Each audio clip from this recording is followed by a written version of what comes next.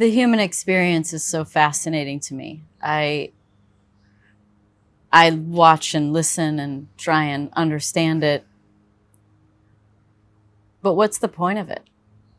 I know that's kind of a really broad question, but what is the point of existence? It's not broad, it's a very narrow question. Okay, good. What you're asking is, what's the point of life? Yeah.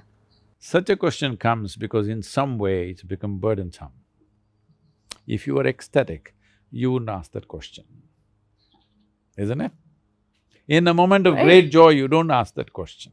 Right. You ask that question because somewhere your feet are dragging. Because when I first came to United States, nearly 22 years ago,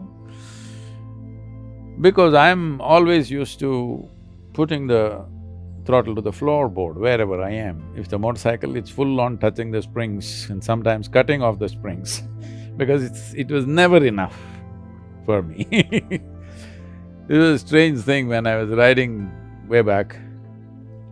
About 5 times I cut off that brass, one pin will be there inside the carburetors of a 2-stroke engine. At that time we were riding 2-stroke engines.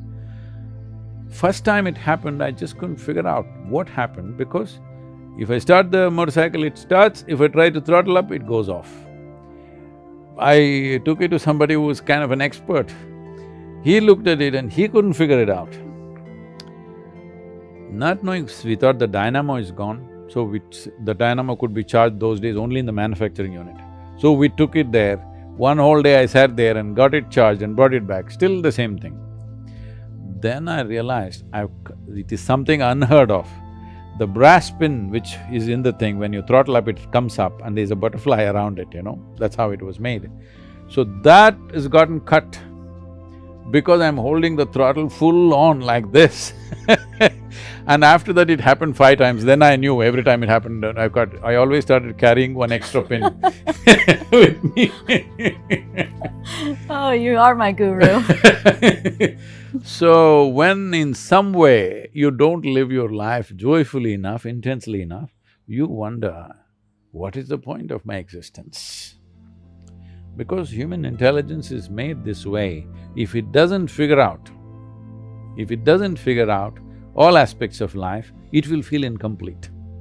If you had the brains of an earthworm or a grasshopper, you would be fine eating, sleeping, reproducing and dying one day. But once you have come with this level of intelligence and awareness, you have to look deeper into your life because your life is not fixed like their life. Nature has drawn 2 lines for all of them, they just have to live within that and go. For you, there are no lines. This freedom is what everybody is suffering. So some people try to go beyond lines by sitting in a race car, some people do it by doing crime, some people do it by doing adventure. Yes, you see? Crime? Yes, that is in a way to break lines. You need to understand because I've worked with, like we have a program called Enough Freedom for Imprisoned, which is mandatory in all southern Indian prisons now. And also we did programs here in Kentucky, in Pennsylvania, Tennessee, in other areas in the prisons. I've spent so much time with hardcore criminals doing these programs. What I saw was, this is their way of racing. Breaking speed limits. Your way of doing it is you went to the track. If you did the same thing on the street, you would be in the prison. Yes. So, they didn't get sponsored, they didn't get a car, they didn't get a machine, they didn't get a situation in their life where they could create a race is a controlled situation to commit crime. As far as a local trooper is concerned, I'm saying. Yeah. Yes. Yeah. It's a controlled atmosphere where it's made reasonably safe for everybody. The risk is only for those who have that madness in them. But if you do it on the street, the risk is for everybody, so it becomes a crime. But it's the same thing. If you have a high-powered car on the street and you race, when I first came to United States, I thought, what is the problem? Because I'm never going to drive in such a way it's going to be dangerous for somebody else. But if I'm not on the edge of danger, I can't live, okay?